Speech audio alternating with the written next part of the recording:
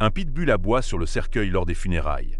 Lorsqu'un homme demande pourquoi, le prêtre devient nerveux et le village tout entier semblait suspendu dans le temps, avec un ciel couvert reflétant le deuil collectif.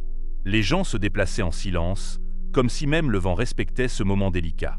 La cérémonie avançait à un rythme presque immobile, seulement interrompu par le léger grincement des bancs de l'église. Tout indiquait que ce serait un enterrement mélancolique de plus, sans grande surprise, jusqu'à ce qu'un événement inattendu survienne. La paix qui flottait dans l'air fut brusquement déchirée par un aboiement aigu. Martin, le fidèle compagnon d'Yvonne, semblait agité. Au début, tout le monde pensa qu'il s'agissait du comportement typique d'un animal affligé par la perte de son maître, mais avec le temps, il devint clair que cela allait plus loin. Les aboiements commencèrent à s'intensifier, devenant de plus en plus désespérés, comme si le chien tentait de communiquer quelque chose que personne ne pouvait comprendre. Son regard fixe sur le cercueil transmettait un message que peu osaient déchiffrer, mais qui, sans aucun doute, suscitait l'intrigue. De timides chuchotements commencèrent à circuler parmi les présents. Serait-il en train de pressentir quelque chose ? Se demandait-il en silence, tentant d'ignorer le frisson qui parcourait leur nuque. À ce moment-là, nul ne pouvait prévoir que l'aboiement insistant de Martin était le signe avant-coureur d'un mystère bien plus grand. Les yeux des présents allaient du chien au prêtre, mais l'inconfort était palpable. Il y avait quelque chose d'anormal, quelque chose qui échappait à la simple logique. Ceux qui osaient murmurer, encore plus doucement que le vent lui-même, commençaient à échafauder des explications possibles. C'était l'une de ces situations où l'inconnu prenait le pas sur la raison. Et, au fond, quiconque prêtait suffisamment attention aurait remarqué que l'aboiement du chien n'était pas le seul élément déconcertant. C'était comme si l'atmosphère elle-même était chargée d'une tension invisible, prête à éclater. Ainsi, sous le regard de tous, ce qui devait être un adieu paisible à Yvonne se transforma en le début d'une histoire troublante. Et qu'est-ce qui pourrait expliquer le comportement de Martin ? Un pressentiment ? Une vérité cachée ? Ou simplement l'instinct affûté d'un animal fidèle ? Les réponses commenceraient à émerger, lentement, alors qu'un nouveau personnage faisait son entrée. Jacques, l'étranger qui observait tout de loin, sans perdre le moindre détail. Si vous aimez cette histoire, pensez à l'aimer et à vous abonner à notre chaîne pour continuer à suivre nos nouvelles histoires. À première vue, Jacques semblait n'être qu'un simple spectateur, mêlé à la foule de visages pâles marqués par le deuil. Il se tenait à distance, discret, presque invisible. Pourtant, il y avait en lui quelque chose qui le distinguait des autres. Ce n'était pas la première fois qu'il se trouvait dans une telle situation. Sa présence, bien que silencieuse, dégageait une aura de quelqu'un habitué à voir au-delà des apparences. Alors que les autres détournaient les yeux pour éviter l'aboiement gênant du chien, lui, au contraire, fixait la scène avec un intérêt qui transparaissait dans son expression concentrée. L'étranger n'était pas du genre à se laisser berner facilement. Il savait qu'en des moments comme celui-ci, les détails parlaient plus que 1000 mots, et le comportement de Martin lui révélait bien plus qu'un simple chagrin d'animal endeuillé. La posture du chien, l'intensité de ses aboiements et son regard figé sur le cercueil. Tout cela attira l'attention de Jacques d'une manière que peu auraient remarqué. Il savait que quelque chose clochait, et cela l'inquiétait d'une façon presque instinctive. Tandis que les autres tentaient d'ignorer l'inconfort croissant, Jacques commença à assembler les pièces du puzzle invisible qui se dessinait devant lui. Ce n'était pas la première fois qu'il décelait des signes subtils, ceux qui échappaient aux regards inattentifs. Martin n'aboyait pas par tristesse, il avait un but. L'étranger se demandait ce qui pouvait bien se cacher derrière ce comportement si spécifique, quelque chose qui semblait exiger une réponse que personne là ne semblait prêt à fournir. Ses sens étaient en éveil, attendant le moment propice pour intervenir. C'est alors qu'il se rapprocha, d'un pas calculé, sans attirer l'attention. L'atmosphère autour de lui paraissait étouffante, comme si l'air lui-même était chargé de secrets non révélés. Chaque pas qu'il faisait en direction du centre de la scène était guidé par la certitude qu'il était sur le point de découvrir quelque chose de plus grand. En observant le prêtre, qui commençait à manifester des signes d'impatience, Jacques comprit que la clé du mystère pouvait être là, bien en vue de tous, mais encore dissimulée. Toutefois, il aurait besoin de plus de preuves. Jacques sentait, plus qu'il ne voyait, que quelque chose n'allait pas. L'aboiement de Martin résonnait dans son esprit, comme un avertissement constant que ce qui reposait dans ce cercueil n'était pas seulement le corps d'Yvonne. C'était le début d'une vérité enfouie. Sans que personne ne le remarque, l'étranger décida de suivre son instinct, et la première étape serait de découvrir ce que le chien tentait encore de révéler. Une mission qu'il accepterait sans hésitation, prêt à explorer des endroits que peu auraient osé approcher. La maison d'Yvonne se dressait toujours là, inébranlable dans sa structure de pierre usée par le temps, mais chargée de souvenirs qui semblaient imprégner ses murs.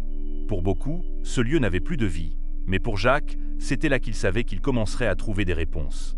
Le chien, toujours à ses côtés, semblait le guider vers la porte, comme s'il savait que cet endroit recelait plus que de simples souvenirs. L'air dense du village se faisait plus froid à mesure qu'il entrait, presque comme si le lieu lui-même voulait les repousser. Chaque recoin de la maison semblait renfermer un secret, quelque chose qui luttait pour rester dissimulé. Jacques entama sa recherche lentement, scrutant chaque objet, chaque détail. Ce n'était pas une simple exploration d'un endroit abandonné, mais une investigation minutieuse. Les lettres jaunies par le temps attirèrent d'abord son attention. C'étaient de vieilles missives, pleines de codes et de promesses non tenues, mais l'une d'elles, en particulier, portait quelque chose de plus profond. Elle mentionnait le nom du père Benoît, et cela confirma à Jacques qu'il était sur la bonne voie. Près des lettres, il trouva une petite clé, soigneusement dissimulée, comme si elle avait été cachée à dessein. Le poids de cette découverte fit frissonner Jacques. Il savait que des clés comme celle-ci ouvraient souvent des portes qui n'auraient peut-être jamais dû être franchies. Il était évident qu'Yvonne cachait des secrets bien plus grands que quiconque dans le village n'aurait pu imaginer, et Jacques commençait à assembler les pièces qui reliaient le passé silencieux de cette femme au présent tourmenté qui le hantait désormais. À chaque page tournée, l'image d'Yvonne se déformait. Elle n'était pas seulement la femme bienveillante que tous connaissaient. Il y avait davantage, bien plus. Les mots des lettres et la présence de cette clé laissaient entendre qu'elle était mêlée à quelque chose qui dépassait l'entendement. Jacques avait déjà vu suffisamment de choses dans sa vie pour savoir quand la peur se cache entre les lignes d'une lettre. Et il y avait de la peur, ici. La peur de ce qui pourrait arriver, la peur de ce qui se déroulait déjà. L'étranger savait que le prochain pas serait risqué. Avec la clé en main et une détermination renouvelée, Jacques comprit que son enquête était loin d'être terminée. S'il y avait des secrets dans cette maison, l'église serait le prochain endroit où les mystères pourraient être éclaircis. Le père Benoît, jusqu'alors une figure distante, commençait à apparaître comme quelqu'un qui avait beaucoup à cacher. Cependant, ce que Jacques ignorait, c'est que ses pas étaient déjà surveillés, et que la vérité qu'il cherchait pourrait s'avérer bien plus dangereuse qu'il ne l'imaginait. Dans l'église, l'atmosphère avait irrémédiablement changé. Les aboiements incessants de Martin étaient devenus une composante de la scène, impossible à ignorer. Le père Benoît, auparavant serein et en contrôle, montrait maintenant des signes évidents de malaise. Ses mains, autrefois fermes sur la Bible, tremblaient légèrement, et sa voix, qui rythmait la cérémonie, semblait vaciller. Il tentait d'accélérer les rites, comme si le temps lui échappait, sous une pression que personne d'autre ne pouvait comprendre. Quelque chose le troublait profondément. À mesure que la cérémonie avançait, le comportement du chien devenait un point focal impossible à éviter. Martin n'arrêtait pas de hurler, et plus il aboyait, plus le père Benoît évitait de regarder le cercueil. Ses yeux parcouraient la foule avec une insistance palpable, comme s'il cherchait désespérément une issue à ce malaise croissant. Jacques, attentif à chaque mouvement, remarqua les traits tendus du prêtre, ses mains fébriles et son regard fuyant. Ce n'était pas simplement l'émotion de la cérémonie qui agitait le père, mais quelque chose de plus profond, quelque chose qu'il craignait de voir révéler. À un moment donné, Benoît tenta d'imposer son autorité, ordonnant que l'on fasse sortir le chien. Sa voix, cependant, manquait de la fermeté attendue, presque brisée par la peur, et Martin resta sur place, inflexible. L'animal semblait savoir qu'il ne pouvait pas céder à ce moment précis. L'agitation du prêtre ne fit qu'augmenter, et les murmures parmi les villageois prirent une nouvelle tournure, teintée d'une curiosité plus vive. Ce qui devait être un hommage à Yvonne devenait autre chose. Une scène où la vérité menaçait de percer sous la surface. Jacques, toujours en retrait mais observateur, voyait à travers la façade respectable du prêtre un homme acculé. Chaque geste nerveux de Benoît, chaque regard esquivé, renforçait la certitude de Jacques. Le prêtre cachait quelque chose. Le contrôle que Benoît avait si longtemps exercé sur le village semblait se dérober, et les visages autrefois confiants dans la foule se transformaient, remplis de doutes. L'atmosphère dans l'église se refermait sur lui, et chacun semblait attendre le moment où l'irréparable se produirait. Le mystère, pressenti depuis le début, était sur le point d'éclater. Jacques savait qu'il ne pouvait plus reculer. Le comportement de Benoît confirmait ses soupçons, et ce n'était plus qu'une question de temps avant que la vérité n'émerge. Cependant, avant de pousser plus loin, Jacques devait trouver la prochaine pièce du puzzle. La clé trouvée chez Yvonne semblait brûler dans sa poche, comme un rappel constant que le chemin menait au cœur de l'église. Là, dans l'ombre, quelque chose de sombre et d'inavouable attendait d'être découvert. Lorsque Jacques retourna à l'église, celle-ci était presque vide. Le silence pesait lourdement, brisé uniquement par le bruit de ses pas résonnants sur les pierres froides. Le soleil disparaissait à l'horizon, projetant de longues ombres à travers les vitraux, et avec chaque minute qui passait, Jacques ressentait l'urgence croissante de sa quête.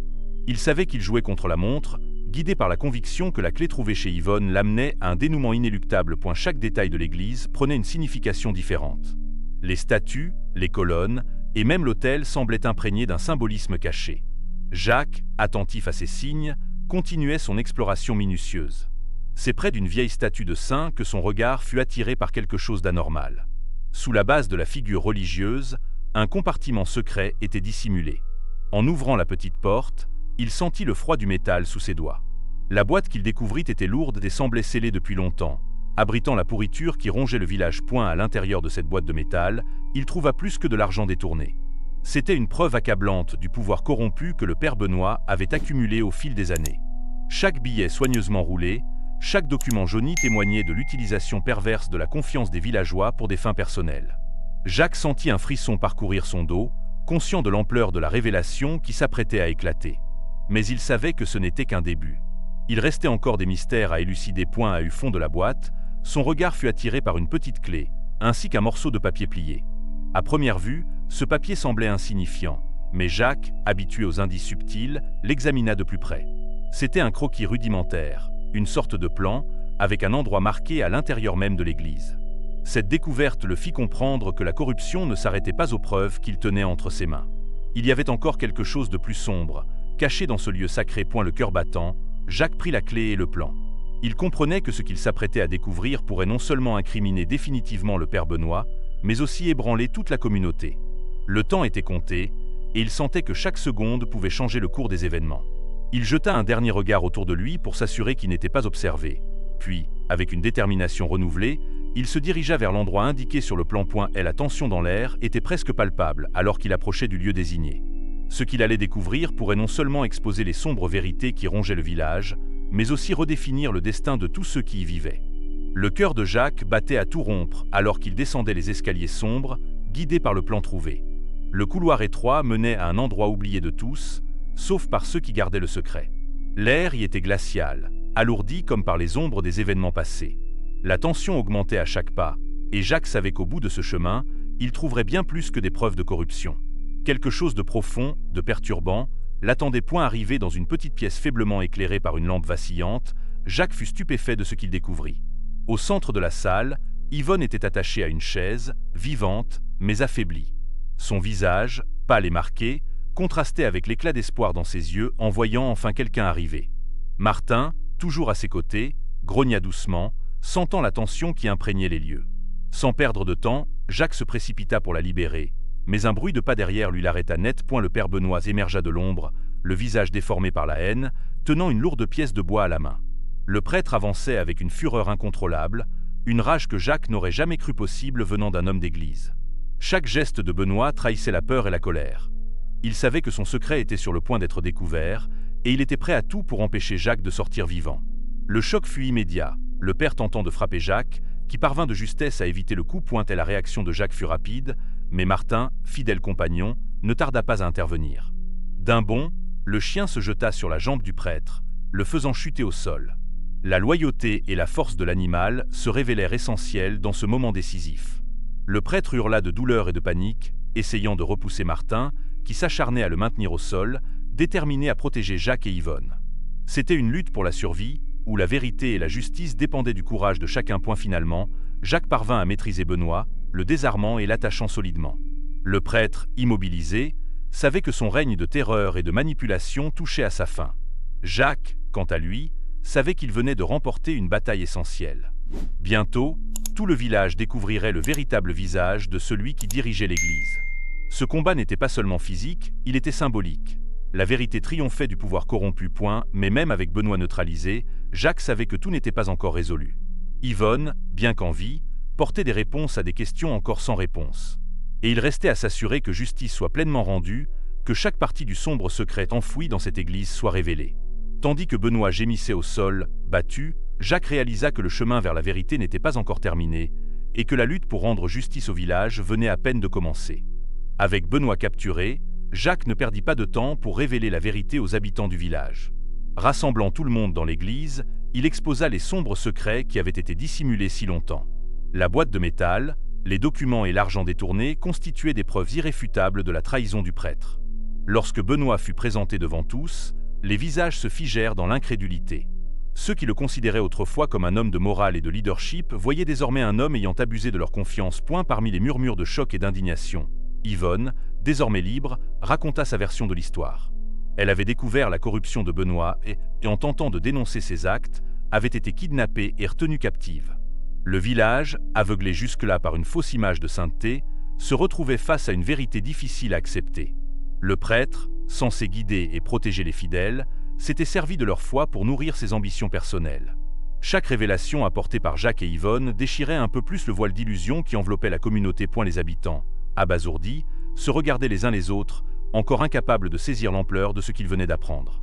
Le poids des actions de Benoît pesait lourdement, et le silence qui suivit la divulgation de ces crimes résonna dans toute l'Église. L'arrestation du prêtre ne marquait que le début d'un long chemin pour restaurer la confiance et la foi au sein de la communauté. Le village, autrefois paisible, était désormais partagé entre la stupeur et un ardent désir de justice. Jacques, quant à lui, savait qu'il avait joué son rôle. Il était devenu le catalyseur du changement dont le village avait tant besoin. Le sort de Benoît fut rapidement scellé. Il serait jugé et devrait répondre de ses actes. Mais le poids de ces trahisons continuerait à affecter le village pendant longtemps. Jacques, bien qu'il ne fût qu'un simple étranger, s'était imposé comme un héros improbable, celui qui avait défié l'autorité corrompue et ramené la vérité au grand jour. Aux côtés de Martin, il contemplait désormais l'ampleur de tout ce qui s'était passé. Le chien, qui avait dès le début pressenti que quelque chose n'allait pas, était célébré comme le véritable protecteur de Yvonne et du village. Libéré des griffes de la corruption, le village entamait doucement sa reconstruction, tentant de retrouver la sérénité d'autrefois. Mais Jacques, dans un coin de son esprit, savait que tous les secrets n'avaient pas encore été découverts. La vérité sur le père Benoît n'était qu'un chapitre d'une histoire plus vaste. Alors qu'il se préparait à quitter ce lieu, une pensée persistait. Il y avait encore des mystères enfouis, mais peut-être serait-ce une autre aventure pour un autre jour.